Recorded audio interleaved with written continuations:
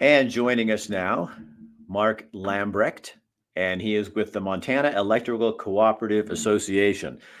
Big name, represents a lot of people in Montana. So, Mark, you're the expert. So talk to Pete, just start at the beginning. Tell us what happened and when this happened, this White House conversation. And then we'll get into how this is impacting people, not only in Montana, but Oregon, Washington, and Idaho. Okay. Well, thanks, Rick. And first of all, I just wanted to talk a little about who I represent. Perfect. So, Montana Electric Cooperatives Association is the nonprofit organization representing the interests of 25 electric cooperatives in the state of Montana. We cover electricity distribution to about 400,000 Montanans, so about 40% of the state of Montana. And I'm one of them. Yeah. So, Rick is a member of Vigilante Electric Cooperative, whose headquarters is in Dillon, Montana, down in the southwestern corner of the state, but their territory extends all the way up to Townsend, Montana, just east of where I am in Helena. So our western Montana cooperatives, including Flathead Electric Cooperative out of Kalispell, Lincoln Electric Cooperative out of Eureka, Missoula Electric Cooperative, Ravalli Electric Cooperative down in the Bitterroot, as well as Vigilante. These are the western Montana co-ops that receive a significant portion of their electricity from the Columbia River system, namely the lower Snake River dams in southeast Washington. So these are a critical resource for providing electricity, particularly in the winter, when there's significant demand for electricity to keep the lights on and keep everybody's homes and businesses warm. Well, yeah, because so people understand too, especially the Oregonians in our audience, when it's minus 52 after the wind chill factor, we're talking without heat, you won't survive. I mean, you can't live in that. And it's a matter of life and death when you're getting into that minus 52 degree temperature stuff. Absolutely. And the reason that hydroelectricity produced by dams is so important is its baseload generation. And just for your viewers, I'll explain. Baseload generation is that electricity that's available 24 hours a day, 7 days a week, 365 days a year, as opposed to intermittent renewable generation such as wind or solar, which produces electricity when the wind is blowing, solar when the sun is shining, and then with battery capacity to store that electricity.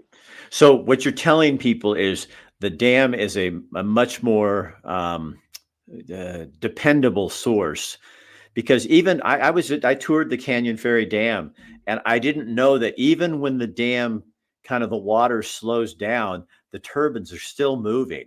I mean, and it just, so you're always having power in there, whereas it's a system that never fails, and you've got, it doesn't stop creating power. Whereas with solar, if the sun's not shining, you don't have solar energy. If the wind's not blowing, you don't have any wind energy. Exactly. So it's the most reliable source of energy. And they're talking about taking 4 dams out of the Snake River system. And the reason hydroelectricity is one of my favorites is because, first of all, it's carbon free. It's from a renewable resource, water. And as you said, it's always generating electricity, sometimes a little more, sometimes a little less, depending on how much water is in the reservoir behind the dam and how much water is able to flow through the dam. So the issue that some environmental groups and tribal nations have with dams, particularly those on the Columbia River system, is when they were constructed, they created an impediment for salmon runs and steelhead runs to go from the Pacific Ocean up to the headwaters of the Columbia River system. However, since that time, ratepayers have paid $16 billion, billion with a B, into fish passage and other fish restoration mitigation measures. It's about $1 billion that Montana ratepayers have paid into this over the years. So there's a system in place that the fish are using to get up the stream. So is it effective? It is effective. In fact, since those investments have been made, 96% of summer migrating fish and 93% of stream juvenile salmon are surviving and making their way around these impediments. So the investments are working. In my opinion, it negates any argument to breach those dams or change the way that they're operated. And we'll get into that about this settlement agreement. But I just wanted to set the table there that the Bonneville Power Administration, which is a federal entity charged by law under the Northwest Power Act to market the electricity generated by those dams to the co-ops and other public utilities and other investor-owned utilities in the region. They have charged the ratepayers $16 billion for those fish mitigation measures. So if those dams are breached, not only will my power rates go up and the cost of transporting products up and down the Columbia River go up, but that $16 billion investment is gone. Well, it's still there because there's infrastructure that has been constructed. But will they use it if they're breaching dams? Are they going to still? It depends on what options they might choose for breaching. So, Mark, so what's the problem if that number of fish are getting up the river? So what's the problem? Why the need to breach these dams? I had the same question.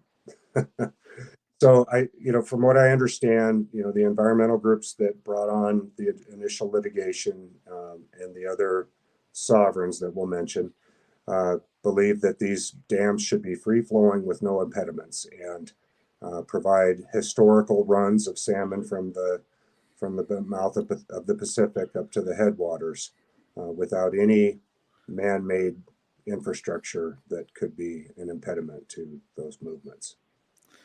So talk to me about this meeting at the White House. What was going on with this?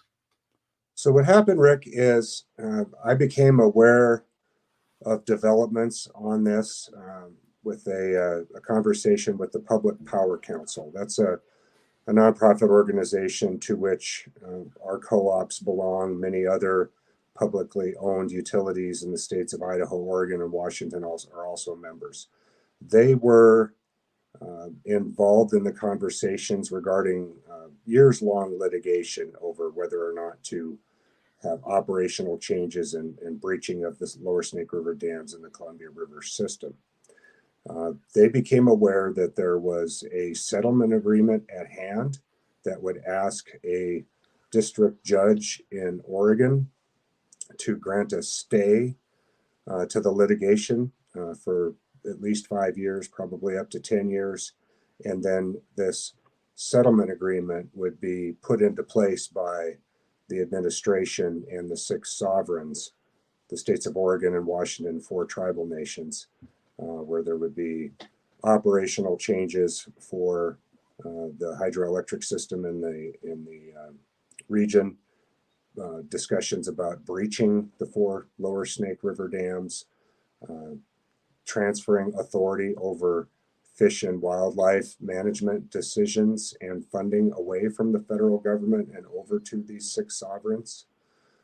So issues like that we became aware of. We became aware that the stakeholders involved in these discussions were prohibited from discussing them.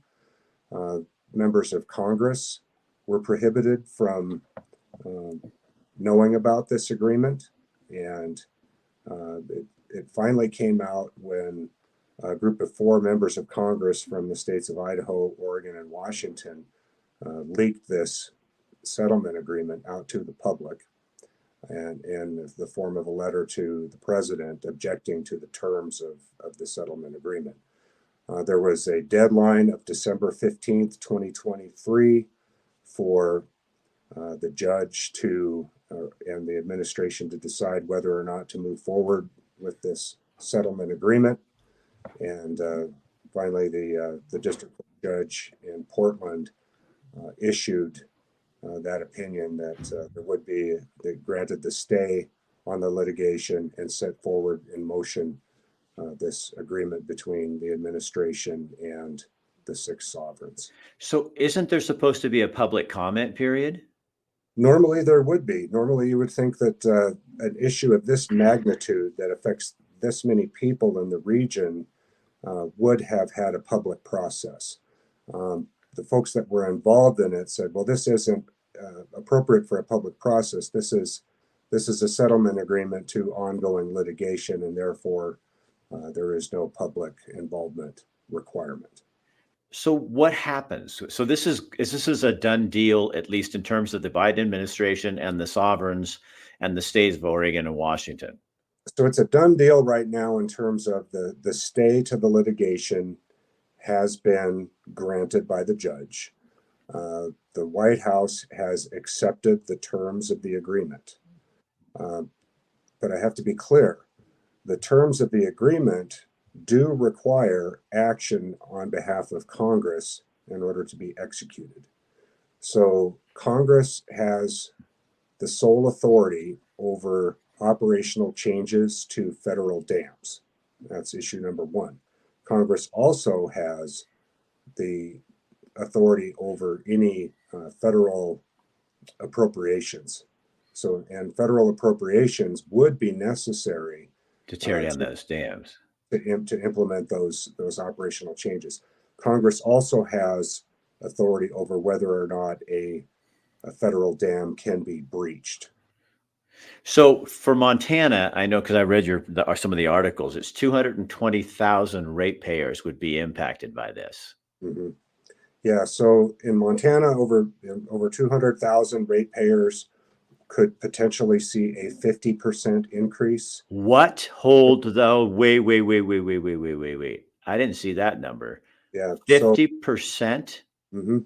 The Bonneville Power Administration, as I mentioned before, which markets the power generated in the region to the utility customers, they did a ratepayer analysis of what it would do should ratepayers lose access to the megawatts produced by the federal hydroelectric dams and then have to be replaced with some other form of electricity. Now, the replacement power that would be called for in this settlement agreement is in two forms. Number one, the utilities would have to acquire replacement power out on the open market, which can be very expensive and and variable in cost. Number two, it commits the federal government to transferring a lot of money over to these six sovereigns so that they can develop alternative replacement sources of electricity. We expect that would be solar and wind. And you can't get enough out of wind and solar to make it reliable. So what happens in the winter in Montana when we don't have reliable power? We're going to be like California, where we have rolling blackouts and so what third happens? world country. Yeah, what happens is two options. Number one, you go out on the market and try to acquire enough power and firm transmission to bring that power into the region. If you're unsuccessful in doing so, which is becoming more and more of a reality, then yes, you do face rolling brownouts and blackouts. So when you hear about a secret meeting and people don't know about it and nobody's heard about it and it gets leaked out, doesn't that tell you? I mean, maybe you can't comment on this. I don't want to get you in trouble. I can. That always says to me, that's a big, giant red flag that says to me something. We're supposed to be about we the people and doing what's right for human beings, but do they not suspect that we're going to come out of our chairs knowing that our electric rates already went up this year a lot, and now we're going to do that 50% again? Mm-hmm. I mean, I would hope that the public would just be madder than hell. And Rick, I'm not afraid to comment on that. Yeah, that's not the way to operate government. That's not public process. Not public process. And we, the Montana Electric Co-ops, did our best, as did our partner organizations in Oregon and Idaho and Washington, did our best to make sure that the public understood what was going on here. And so we initiated a grassroots campaign in Montana to make sure that all of our members understood what the stakes were. We got our national organization, the National Rural Electric Cooperatives Association, to do the same thing. They put out a campaign trying to get ratepayers to sign a petition that would go to the White House objecting to not only this agreement, but the process in which it was involved. More than 20,000 petitions were signed, and the response was fantastic in Washington, Good.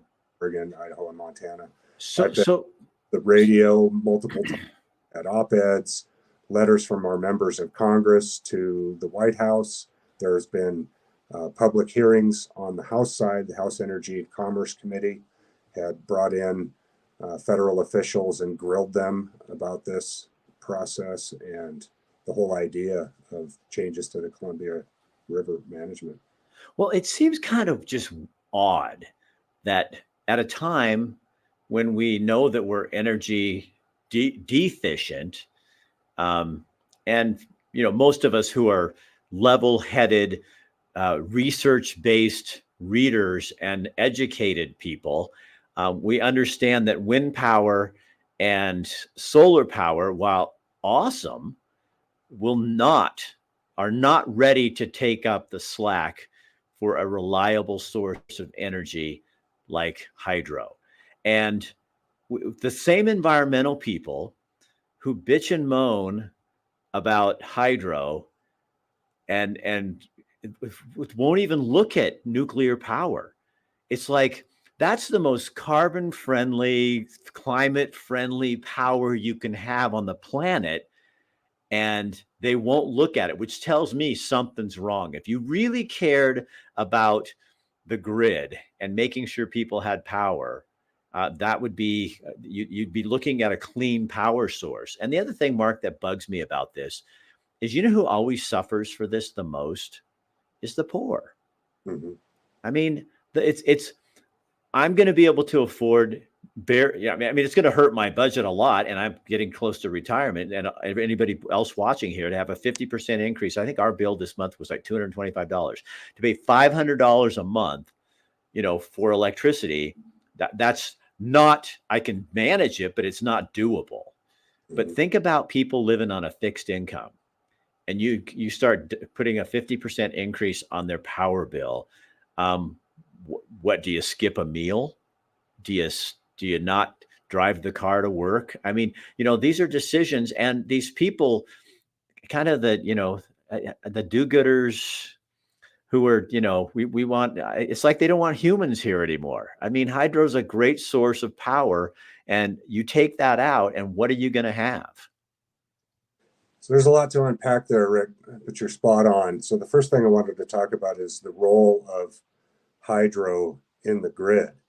So one thing people might not be aware of is how important hydroelectric power is in terms of balancing the grid. So the transmission lines have to be balanced between supply and demand, Okay. and transmission. And hydro plays that role very well because it's dispatchable.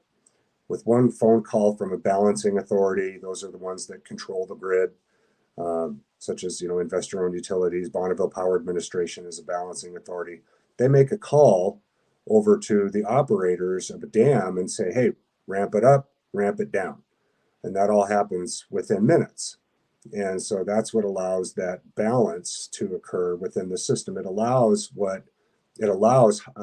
intermittent generation, such as wind and solar, to be brought into the system and balanced. If we couldn't have that balance from baseload generation that's dispatchable, like from hydro, it'd be nearly impossible to integrate renewable energy into the grid. So people need to keep that in mind. Another thing you brought up was the disproportionate impacts on low income with a significant rate increase.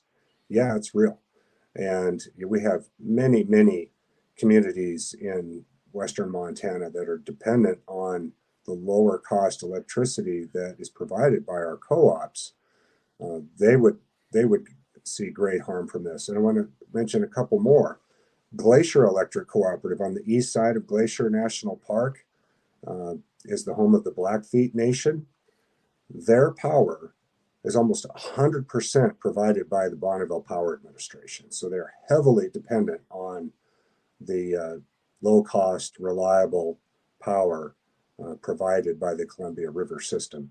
And you want to talk about a economically challenged area of the state, Glacier County, the Blackfeet Reservation, it fits that to a T. So you're going to have a disproportionate impact, not just on Western Montana, but also on our tribal nations as well. So I'm going to say something that'll probably get me in trouble, but that's okay. So while there's going to be people in the Northwest who are going to go, well, this is the tribes. We're helping the tribes. So when if you're helping, with these fish and that kind of thing, but you're screwing another tribe. So you can't. You've got to do your homework and figure this kind of stuff out, because while it looks like a tribal issue and people will use that as that. There's also tribe people who are going to be very heavily damaged by this decision as well. Absolutely. Can you explain to people in Oregon, Washington, and maybe Idaho, you tell me if I'm wrong, but how will this impact them? Because while your co-ops, you're representing 220,000 people over here, but Oregon and Washington, there's going to be people suffering the same kind of thing over there. Or is that true or not true? That's absolutely true, Rick. So, Montana is a sparsely populated state when compared to Idaho and Oregon and Washington. And if the impacts are that significant to Montana, imagine what they're going to be for other states in the Northwest. They pull a lot more power out of that region than even Montana does. I don't have the specific numbers of ratepayers that would be impacted by megawatts, but I know it's more than what we're facing here. But you touched on something a few seconds ago, too, that I wanted to mention as well, that it's not just the electricity impacts that are at stake here. The Columbia River system is important not only for generating electricity, but also for navigation. There's barges that move Montana grain and agricultural products produced in those other states. Irrigation for farmers and ranchers. Municipal water supply for all of the communities that go along the Columbia River system. How about recreation? When you're changing the operation of dams, then you're lessening the availability of water in reservoirs that's important for fishing and boating and other recreational and windsurfing and Hood River, Oregon, which is providing a huge economic boost for tourism along the Columbia River. Mm-hmm. I mean, these are the big pictures that I think people forget to look at. We get caught up on, a few issues, and we forget to look at the big picture. Now, I know for a fact, because from working in news in Eugene and Springfield, that the BPA, for you folks that live down in that part of the valley, they supply, you may get your power from Eugene Water and Electric Board or the Springfield Utility Board, but they're buying power from BPA as well. So it's coming from, you're still, just because you live 110 or 20 miles south of the Columbia River, that river is still powering your home as well. So that's where some of that's coming from as well. Probably a huge portion of it's coming from there. Another important factor that I hadn't mentioned yet is flood control. Dams are particularly helpful in controlling fluctuations in water flow and controlling dams, which can wipe out downstream communities and farms and environmental and cultural resources. There's a lot of other beneficial purposes to dams. Should we breach the dams and lose the ability to control that flow, the repercussions are going to be significant. I did a video for the Army Corps of Engineers down in the Eugene area. It was the Portland branch, but I did it for the Eugene because they were looking at Fall Creek and some of these dams down in that area. When they didn't have those dams, what people forget is Eugene used to flood. So you take out those dams and Eugene's going to be underwater. And, that I think it's really easy to have this, virtue signaling. Oh, look, we're restoring all these horrible mistakes that we made. Well, they weren't horrible mistakes. They were there for a reason, flood control. They were there to provide electricity, and they still need to be there for flood control and to provide electricity.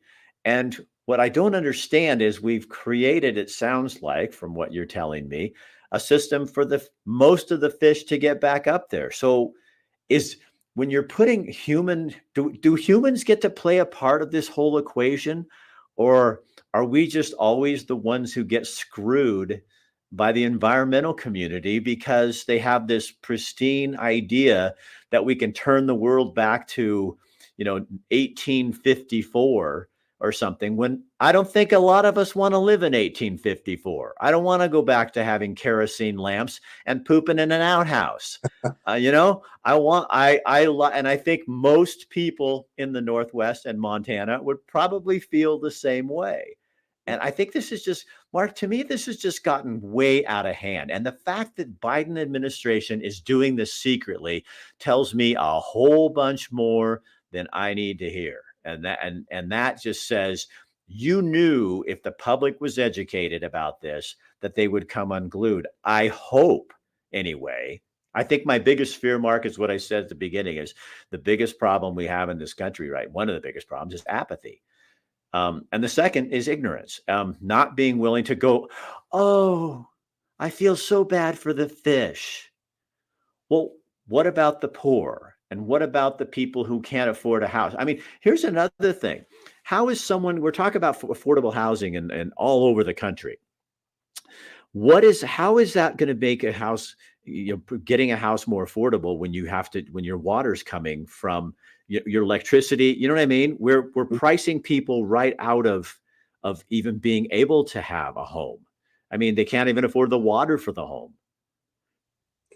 So you mentioned, are we taking humans out of the equation? My answer to that would be only some humans are getting to make the decisions here. Okay, And okay, explain. Can you explain further? yeah, so the humans that are involved with the environmental groups and the six sovereigns and those in the administration, those are the ones that are making the decisions here, but they impact all of the rest of us. So these particular tribes Mhm. and these particular politicians and these environmentalists who all have a goal are impacting the rest, thousands, hundreds of thousands, actually over 1 million people because of Portland and all that. I mean, it's gonna, just them. They got more people in there. And then when people want to say, well, it is the sovereigns, well, then what about the Blackfeet? Mhm. So that's going to affect another tribe. So do you really care about the tribe, or you only care about these tribes because they have the political power? And what about this tribe that doesn't have the political power? So that's how it works. That's how people. So it's how much power you have that you can take away our power. And I'll share with you some of the inside info that I've learned, because I brought that question up too with some of my conversations with administration folks. I said, not every tribal nation benefits from this. There are only four that benefit from this agreement, and there are definite significant impacts to many of the other tribal nations in the Northwest who don't share in these benefits. And I was told uh, their benefits are coming later. There's going to be other agreements that help them. So chew on that. The other thing is learn from one of my colleagues in another state who had a conversation with a highly placed administration official and brought up all the arguments that we're talking about today and said, hey, we understand utilities concerns about impacts to the grid and ratepayer impacts and all of those things, but you must understand that our number one priority is tribal justice and tribal economic opportunity, and they believe that this is their highest and best uh, use of their political capital right now. Who's The administration the is Biden administration? number one priority. So Because I don't want people to get the wrong idea, and if you do, that's your choice to be, to get that. I'm not against tribes. I'm very close to the tribes in Oregon. I've done some amazing work with them, and they're wonderful people. And I think they deserve to be, have they're wonderful working people. They do their thing. But when we start looking at creating problems for millions and millions of people, so that we look like we're kind. um what and then you're screwing the Blackfeet over here with the power rates. What I just don't understand. how that it can be acceptable to people. Mhm. And I know there'll be people that'll just come after me for that. But it's like you can I've learned a long time ago, it's none of my business what other people think of me. But if we don't ask these questions, and if people in the Northwest, I live here too, god dang it. You know, I'm a Native American. I was born a native in America. I'm a native Oregonian. I'm now a transplant Montanan. Um, I get to be here too. And so I should get a say in how this works as well. And I hope people, what do people, I can see the emails now. Oh, God. Well, I want to follow on you. I mean, uh, we have many tribal members that are members of our organization, and Right. there are 7 reservations in the state of Montana. They're tribal nations. They're Montanans. We do have other Western Montana tribal nations that are um, cooperative type of organizations. There's Mission Valley Power, which markets electricity in the western part of the state, operating the dam that used to be called Kerr Dam on the Flathead River. So certainly this agreement is going to significantly impact not just the Blackfeet Nation, but also the Confederated Salish and Kootenai tribes. So this So, is really about protecting the tribes that have the most power to go to the Biden administration. well, I don't know if that's it. It's just these are the ones that are um, have historically utilized that river resource and for their cultural and sustenance fishing. And they were the ones that were involved in the litigation with the National Wildlife Federation, Earthjust, and other Earthjustice, states of Oregon and Washington, that ultimately evolved into the 6 sovereigns. But And I respect that. I mean that they had that land, but are they getting enough fish as is, or is it all about restoring it to what it was? Because nothing we we, we can't restore Oregon, Washington. We can't restore the United States back to what it was in the 1850s.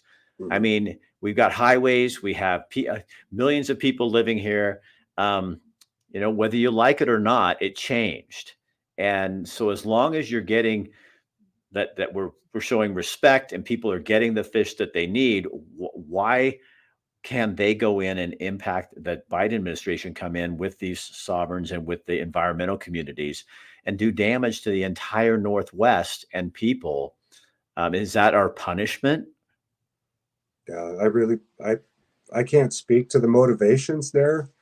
Uh, I just know that these are the impacts of this agreement going So forward. what can people, so where are you guys at with it? You're fighting it? Are you taking it to court? I don't know what that process would be.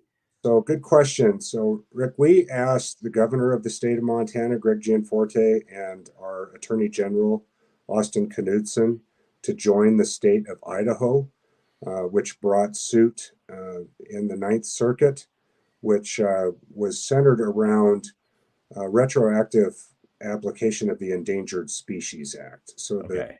the challenge there was that since these facilities were constructed prior to enactment of the Endangered Species Act, the Endangered Species Act shouldn't apply to the dams. And therefore, in order to save a threatened species, certain species of salmon, there shouldn't be these drastic measures implemented to change the operation or breach these lower Snake River dams. That challenge failed. The judge rejected that argument. However, the Public Power Council, which I mentioned before, has brought suit in the Ninth Circuit Court of Appeals that is a challenge that this agreement violates the statutory obligations of the Bonneville Power Administration to provide electricity resources in the region. So the Northwest Power Act obligates this federal marketing entity, the Bonneville Power Administration, to operate those dams, market that electricity to consumers in the Northwest. And therefore, this agreement is a direct violation of the Northwest Power Act and a violation of BPA's responsibility to provide that power. So it'll be interesting to see what the Ninth Circuit Court of Appeals does with that case. Well, they're pretty far left. I mean, I've covered that for 30 years, and they don't. And I got nothing against that, the being whether they're Democrat or Republican, but they don't often side with regular people. They're always taking that stand. But then it'll go up the court ladder, and maybe it'll go to the Supreme Court, and we'll see what happens. I just think it's, like I said, I don't want to come across. I'm not against tribal anything, and that we should, make sure that their things are restored in some manner. But when you're talking about ripping out dams, for fish that there's already a section, and I'm sure there's arguments about that, but enough getting over the dams, I don't understand how you can impact millions of people's budgets and their livelihood and cargo being transferred. I don't understand how that is taking in the big. For a few people, you're doing this, and what about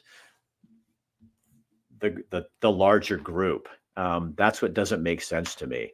So, did your mic go off?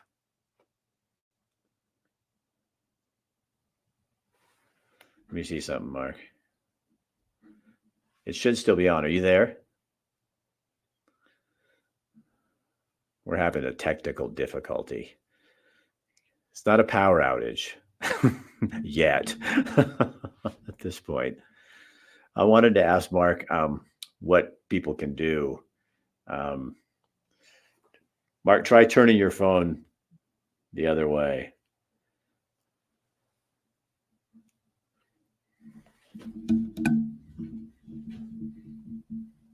Mark, see that? Go. Now, can you hear me? Is it there?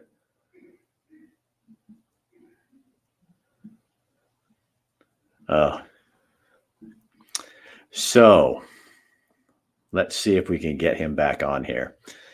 We'll be editing. We don't always edit our shows, but we will be editing this one.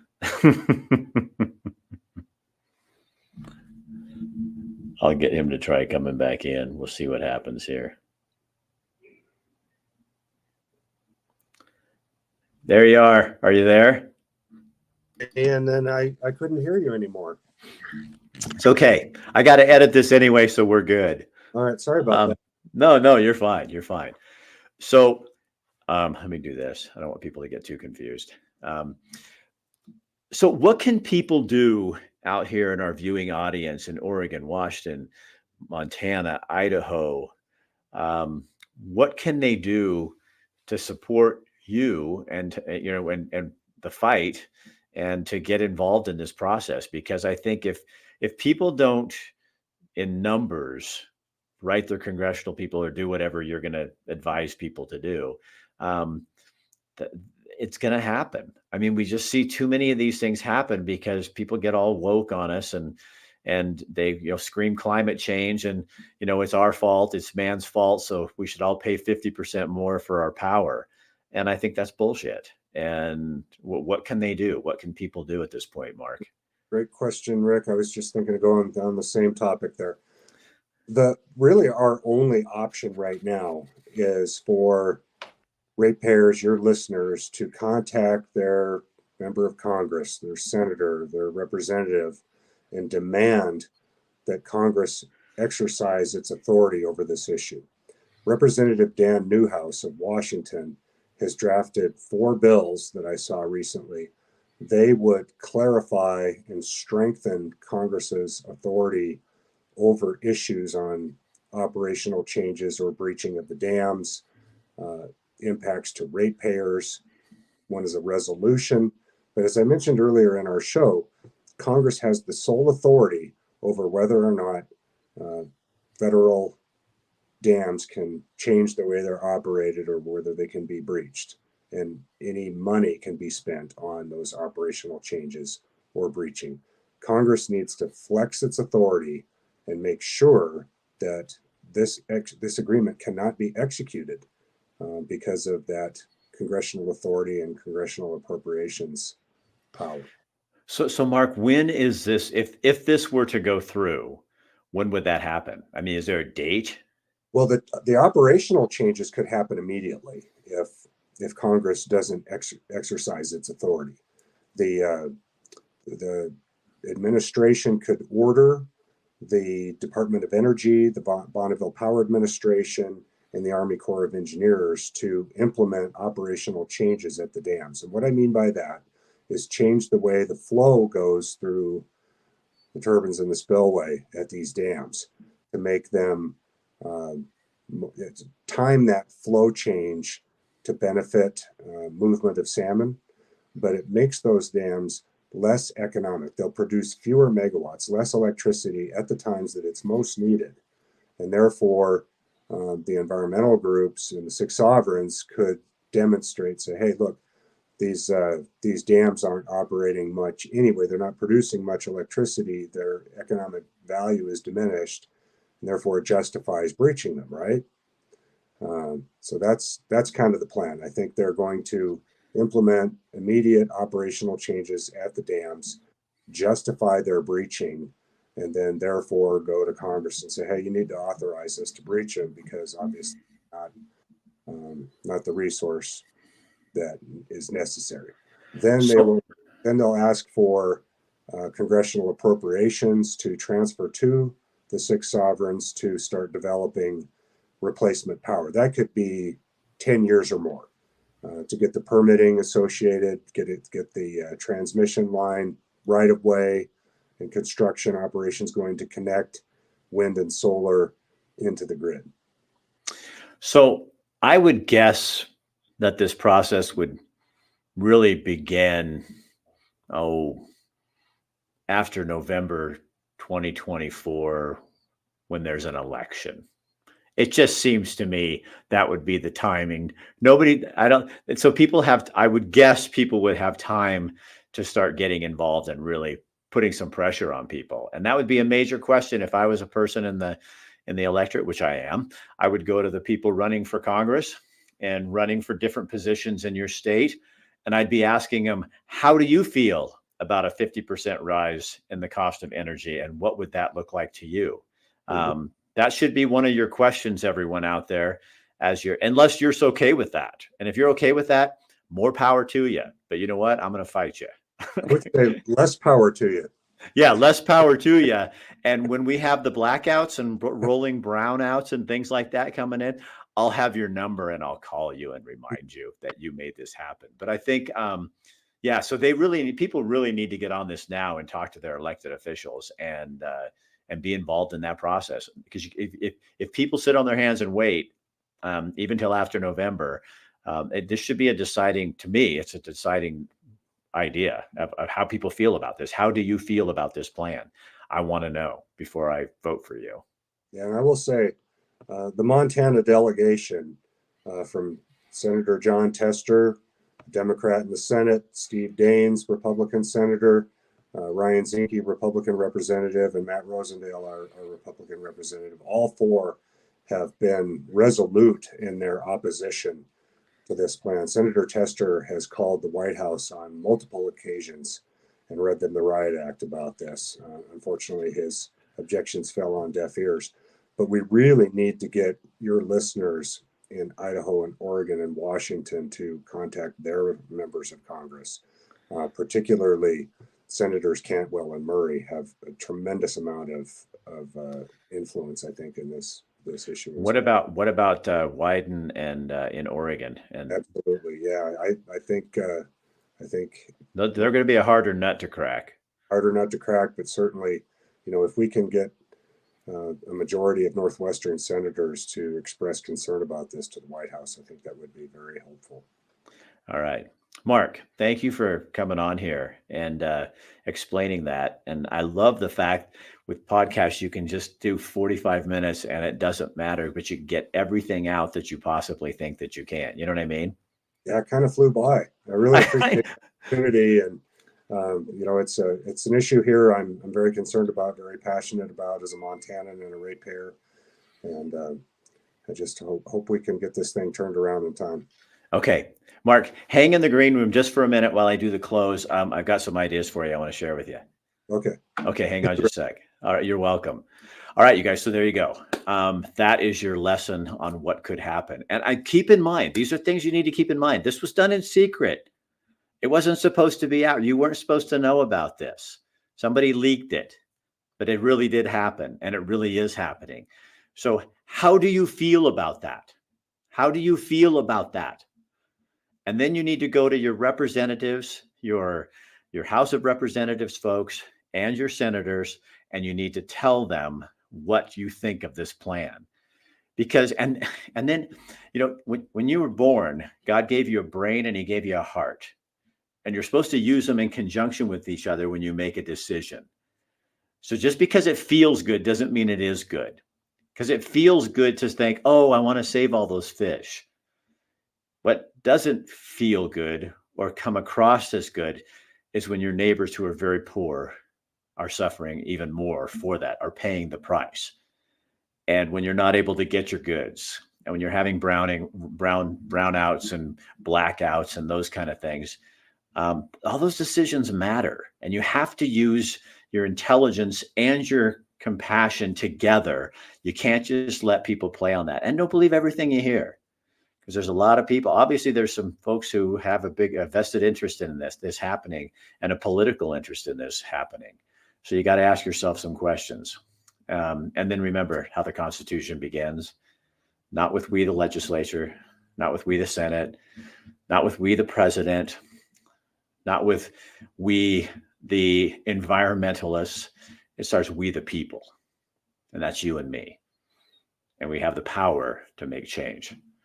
So get off your butt and do something about it. Because if you don't vote and you don't say something, and you come back after it's already too late and say something, you don't get any opportunity to complain, because you're part of the problem. I'm Rick Dancer. This is Get Real with Rick Dancer. That's about as real as it gets. Good night.